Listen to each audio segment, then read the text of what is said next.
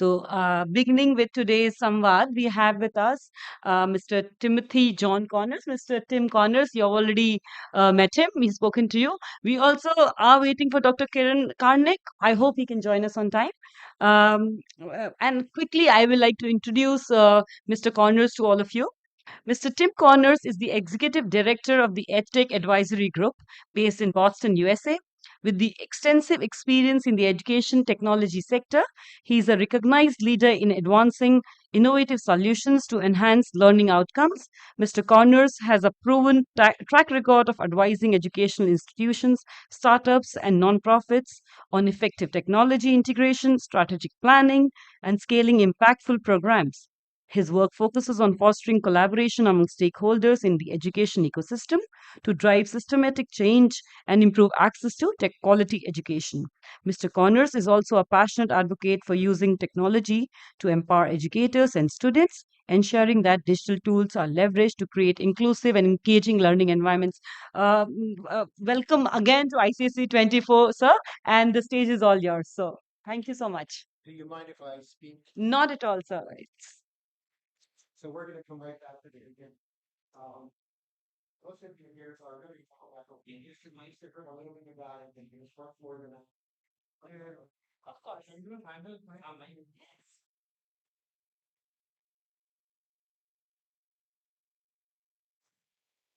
Sure. So thank you. I love me. But that's first. So I would rather answer some of your questions. And one just came out about rural areas. What to do about it, what to do. I think the same government has a big issue. And that's a food issue. Everything we did with produce. If we can sell it out, sustainability, and the ideas of Mobius on resources, or start on generates learning from the children and adults. We're kind of stuck. The community's stuck because with money. Because we could none of that kids do that. And those children want it. As far as I know, every child can get a smartphone. There you go. They go up. It's almost like they were born with an anybody. So I do think that rural communities should be a priority. Now, India has many challenges. There's discussion about poverty. Reality is nothing. The United States is poverty too. That could be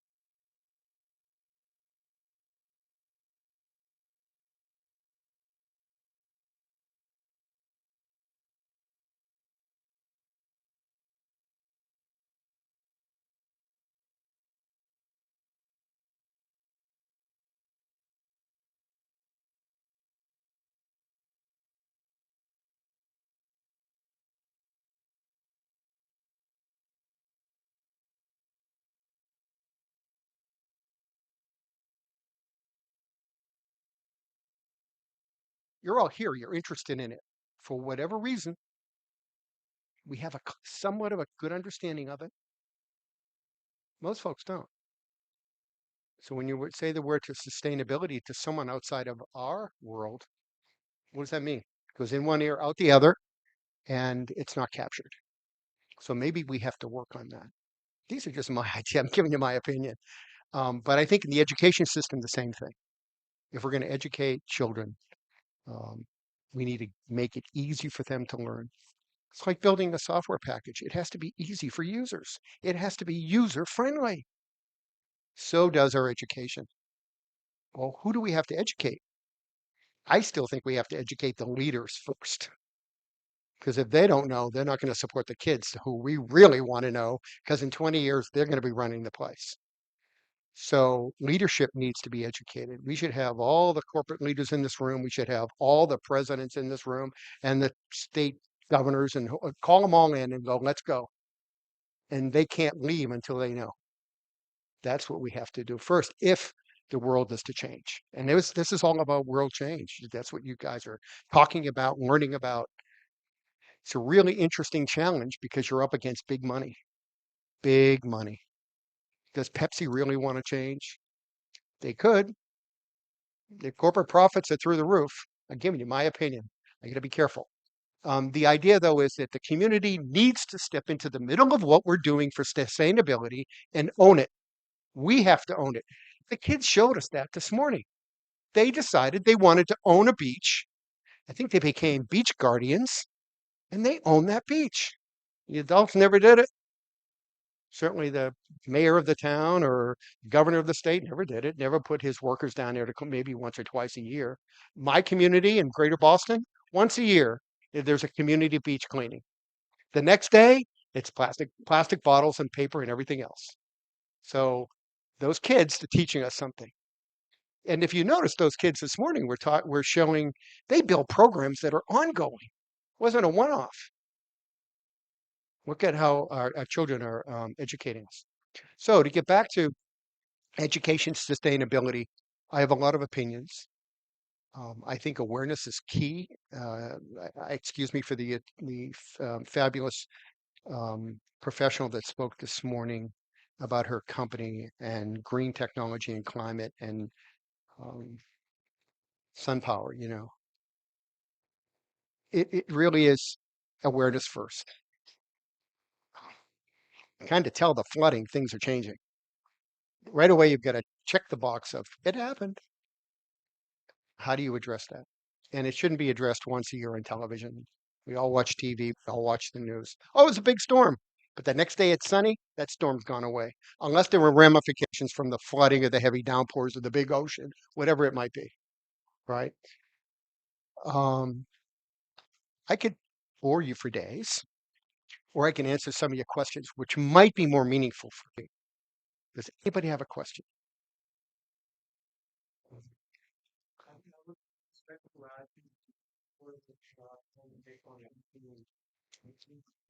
Community and thanks. So I'm also part of a company, that deploys content and e-learning platforms. And we've seen, and we were working with the Sakshat mission, of the government of India many, many years ago. And we were demonstrating how kids or you could access content remotely by just using a USB dongle, which was 2G probably at that time, whatever. I mean, even now with 5G, sometimes you don't get a single G. That's a different story. But then the point is that you might have the content, but you need to optimize that content for delivery for the end mile, which is where you don't have. I mean, you just wouldn't have anything if you're talking about whatever the rural areas and wherever you're working. But if you could design your content in a way that could be engaging, yet be optimized for lower bandwidths, you could still deliver and get to the community and get the community involved. Otherwise, you always have that disparity, and there's always going to be, that you are able to reach the tier A cities or tier one, tier two, but tier three, tier four, you just won't be able to, or a remote village. And we demonstrated that successfully. But then the problem today is that everybody is focusing on getting, the animations heavy, video files and everything. That's not really needed. Yes, it's important, but then you need to, again, uh, you know, repurpose your content based on who you're targeting where, which is, I think, so it's all a, part of the solution. It's not just one thing, like Tim was mentioning. So everything plays its own role. Yeah. Yeah. So instances are that what we face in rural India, especially in Madhya Pradesh, the country's middle part, the teachers also needs to be hand-holded. There is a very big gap where students has a question and they're smarter than the teachers right now, and teachers are stuck because they don't have that agility to understand the technology as fast as a kid understands. Yeah. So that is also another. Well, and it gets back to the word community, right? Yeah. So the teacher needs to be educated about tech Yeah. and about sustainability. Yeah. How does that happen? What curriculum was built for the educator to support them so they can teach our students the right way, the intelligent way? That's all on what's available. What are we going to produce? How are we going to do it? Who's building the content? What age group are we delivering it to? Is it written for that age level? Oh, I wrote a book. Yeah, but for who? For high school kids? Again, everything has to be moderated to the audience. Sustainability also has to be built across curriculum. So you have math and you have science and you have languages and you have English, a few more. It all has to have a breathe through with sustainability integrated into the content. Yeah, it's teaching math, but it also has sustainability built in. It's teaching science, it's teaching languages, it has sustainability built in, so that you're integrating that idea across the whole school day. And again, as I believe, the younger the student is, the better off we are. And I do think that probably we see some of it in some of the the way we call them in the U.S. cartoons for little children. They may watch on an iPhone. My granddaughter does. I shouldn't let her do it that much, but we do. Integrated in that, there are these wonderful ideas about sustainability and green. Needs to be done more. Um, but yeah, the content. Who builds the content? I heard there's a lot of content being built by educators, by school districts, by foundations. Let's embrace that content as a core group of a library and distribute it. And let a teacher make a choice about which one to use. And maybe there's some instruction as to how to use it. So there's much work to do. We are maybe up against a clock. People say we are up against a clock. Wow. TikTok, we need to start today. I was watching those kids this morning thinking, what am I going to do when I go back home? I got to figure this out because they instilled in me, okay, so I have changed at home. I don't use water bottles, plastic water bottles anymore. We have a nice container. It has a filter on it. Love that. The other thing that came up, the issue of poverty, the United States has poverty. School districts in the United States have food pantries in their buildings. So the United States isn't as cool as you think it is. It's pretty cool. I was very lucky. My grandparents came from Ireland, right? They made a choice to go there back in 1900. I got lucky. But again, if you think about it, the educational institutions that exist in the States are pretty cool as well. And I don't know how many professors and professionals I learned here. They went to MIT. I didn't go to MIT. That's how brilliant they are. And that's how, and they're still in the business of changing the world. Educators are. They're in the business of educating students. So that's what we have. No questions? No one can tell a joke? No.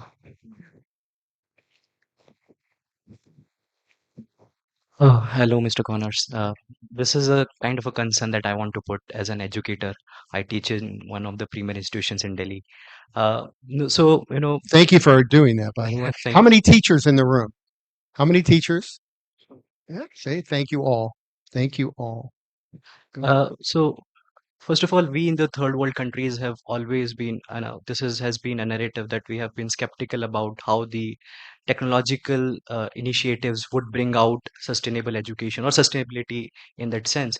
I want to put this concern on, moving beyond quantity and access to a feature of qualitative kind of what we get out of technological solutions.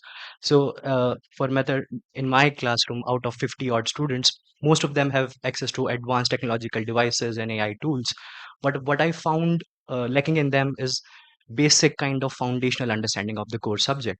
So yes, they do have access to good technological devices and content all around the world, but that has kind of created a lacuna in their own understanding, and they are kind of missing the foundational base and kind of a superficial understanding of subject. So this is what I believe, until and unless we work on the foundations and work on the, because we as human minds are creative minds, and no AI tools teach us to be creative in that sense.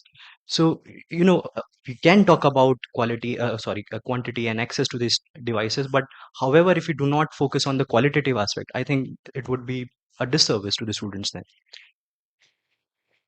I want to continue this question. So what he told is right.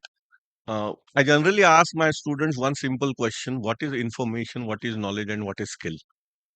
Hardly 1% students are able to tell what is information, knowledge, and so what he is trying to put forward the fact that students most of the times that they assume we know, but we know is very dicey. Climate change, we know. Global warming, we know. But when you ask them what exactly happens, what is the process regarding ozone depletion, then that becomes a one. So here the point comes when you are teaching to primary school students, they are the one to whom that teacher will be registering first. Even though they have the access for the social media and all that, they also access. But that is the age where they believe teacher ne keh diya.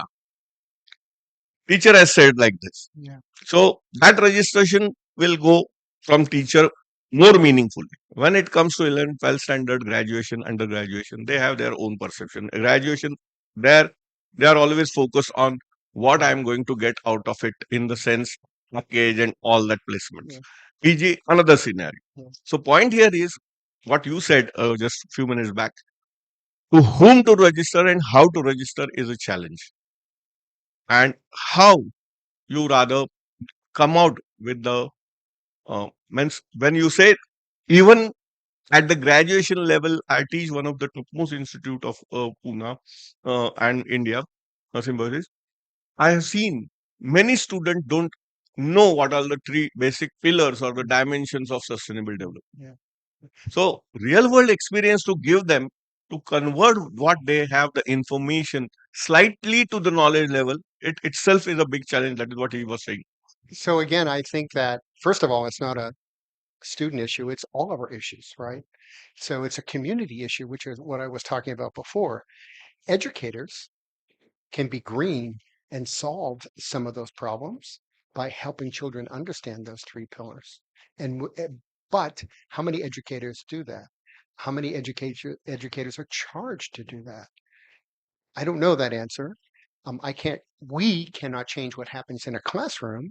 We can only hope that the instruction, the support, the development we give the educator, and the tools we give the educator and the children, all of that is happening, right?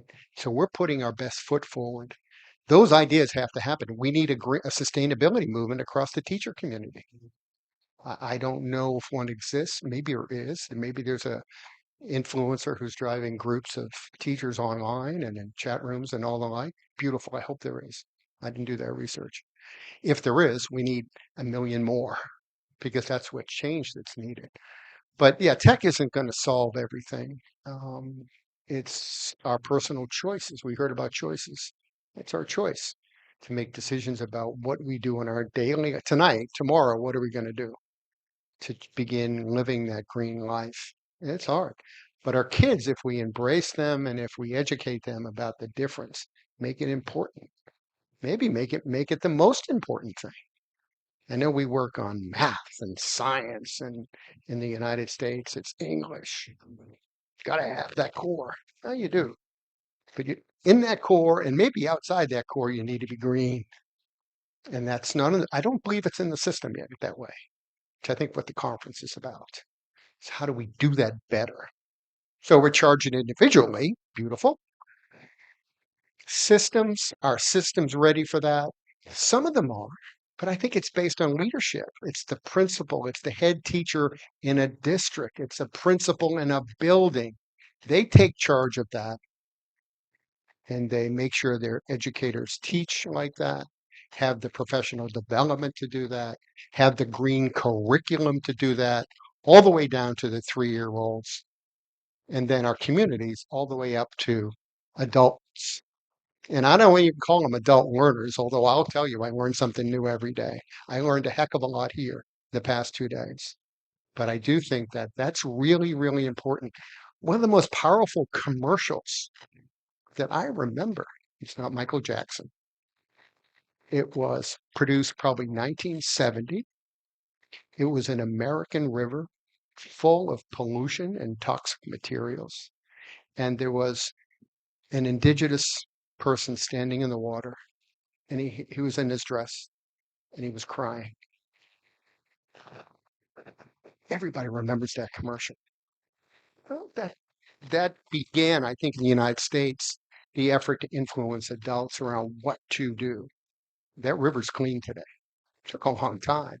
But if we had 30 years ago, we had a river that was on fire. I don't know if you've had fires on rivers here. So we had it. It was bad. And that river is now clean. Took a lot of energy, took leadership towards, took courage to fight for the money. So we have to fight for sustainability, all of us. It's all of our challenge, and now it's become more of mine since Dr. Ram invited me here, because it is what it is, right? It's our planet. Everybody's worried about AI killing us off. Maybe it won't get to us fast enough. Pollution in the green, well, we won't be strong enough, and Mother Earth might just tell us she doesn't want us anymore. Questions? Sure. Thank you so much. Like as an educator myself, it's easier to I'm sorry, I'm sure half the people won't agree to what I'll just say, but it's easier to put the onus on the kids and say that they don't know. It's easier to say that they lack something which they should know. As an educator, it is our responsibility to know to ensure that they know. Otherwise, we don't have a job then. Also, you were from EdTech. Technology is a tool which helps educators as well as the students in accessibility, availability, and also affordability of tools, techniques, knowledge, information, skills. We can give them as many names as we want. But these are just tools to enhance what we are trying to, give to a bigger lot. So, yes, easier to put the onus on, or like we are used to shifting the blame on one to the other. Just my 2 cents on that. Thank you so much. No, I was discussion this morning with another PhD. I don't know how many PhDs we have here. I was talking about the knowledge base that this foundation has. It's just amazing. And we were talking about messaging and about sustainability and community. Like, let's get some messages from the kids. The kids we had here today, what do they think? Let's ask them. Now they did action. I haven't done that. So I'm already behind the game, right? So what are the children saying about sustainability? What have they learned? Maybe they could tell us how to talk about it, or at least talk about it to that age group that they come from. So there's a lot of things to learn. There's a lot of things to develop. Sustainability is the biggest challenge as we understand the world has. It isn't AI. Maybe AI will fix it. I don't know. Everyone's saying AI is a solution for everything. I don't think it is. It's a challenge. It's an opportunity. We all have to look at artificial intelligence as an opportunity to build and to be successful and to change things. It works for us. It's a tool. It's a part of education. It isn't education. And I don't even like the word ed tech anymore. I like it. Technology is a tool. It's part of education. We're talking about education. We're talking about educating communities to understand sustainability across populations within that community. And all the adults should stand up because we are responsible for those students. So it's our charge to step up first. But if we don't know, It's hard to do. So we've got awareness build, we've got campaigns to do, we've got plans to build. Although I did hear we do a lot of planning here and nothing ever happens. I don't know if that's true or not. It happens in many, many organizations. I come out of a nonprofit sector years ago. They love to plan. They love to plan. Committee meeting, let's have another meeting. Now let's do. Let's follow the kids and let's do. Yeah, yeah. Well, we started late, and I don't know whether the second team is in here. Was coming in. Did we? Yeah. So is the second team here? Yeah. Great. Well, I am around for the next 5 or 6 hours before I catch my plane. I'd love to meet all of you personally. That's who I am, right? I want to shake your hand. I want to meet new friends. Find me. I stand out. My white beard. Well, there's a few of us with white beards and white hair. We love it. We love it. It's the new thing. So thank you for having me. Thank you for listening to me. Thank you for coming. But most of all, thank you for embracing sustainability. It's really cool.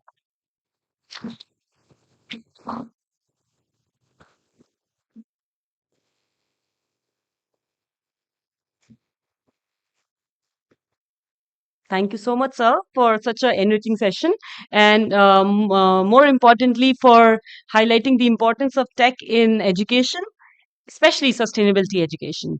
The other very important thing that I think I'll just point out for people who uh, joined us late for the session, that was he mentioned very nicely the importance of bringing the leaders and the youth together. So when we are actually talking about sustainability education or sustainability tools. So thank you, sir, for your time, and it was delight to listen to you.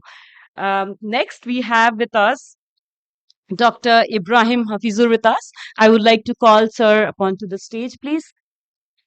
And okay, and Mr. Alan Egbert as well. Please. I couldn't see your chat, so that's why.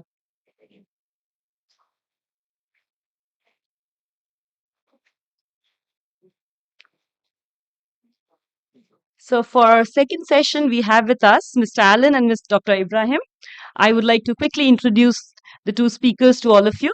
Mr. Alan Egbert is the CEO of Acer, a leading global technology company renowned for its innovative hardware, software, and services.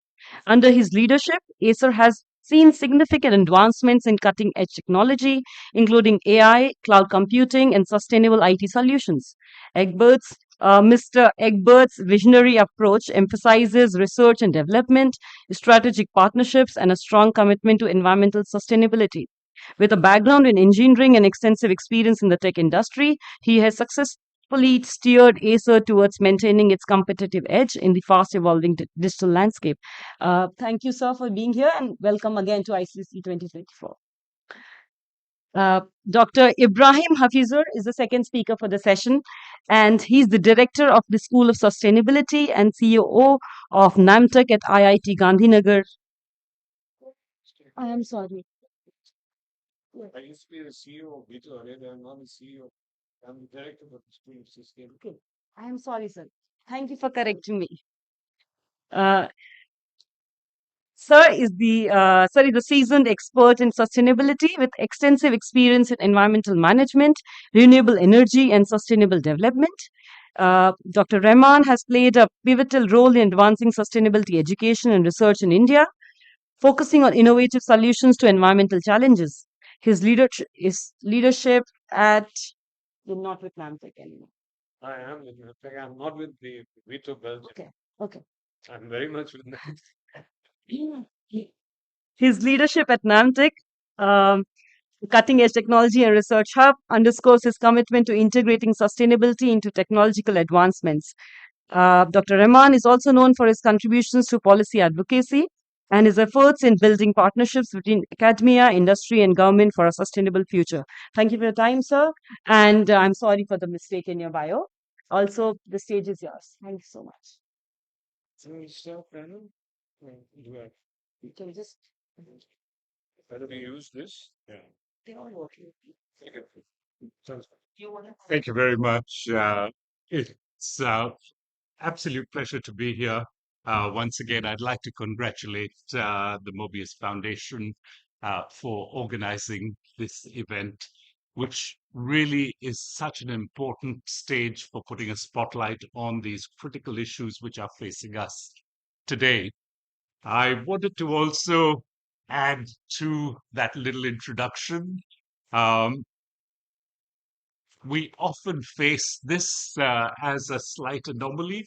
People tend to call us ACER, which is the computer company. We are not really the computer company. I come from an institution called the Australian Council for Educational Research. Research is really the operative word over there, and we do research with everything that's connected to education, all the way from early childhood to post secondary and adult literacy across the lifespan. A personal and passionate interest, of course, is how do we actually go forward in terms of looking at developing awareness about sustainability in education? How do we start to look at all of those skills that are required for us to be able to move forward with our global agendas? And how do we develop those skills within our students? And this is a challenge. This is a challenge for our systems because we are not structured in that way.